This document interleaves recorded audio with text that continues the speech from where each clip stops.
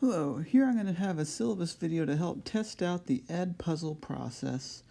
So along with this, we're just going to go over some of the key pieces of the syllabus that I'll make into questions to make sure that everybody's on the same page. The first part here is addressing how I'm here to assist you in the learning process.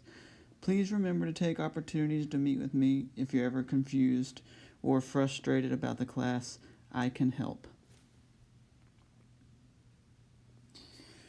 We've already spent time getting the iBook going. We've talked about the calculators. And we've talked about the various conduct expectations, as well as the 3 guiding principles to a successful year of be responsible, be excellent, and be respectful. We talked about how grades are all the points go into the same bucket. There's no weighted categories.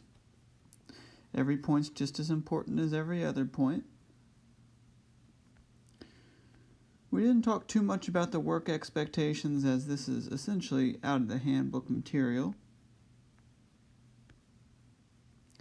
And we haven't talked too much about assessments yet either, as that'll start to come into play once we get a calendar made and we start to see when and where assessments will be.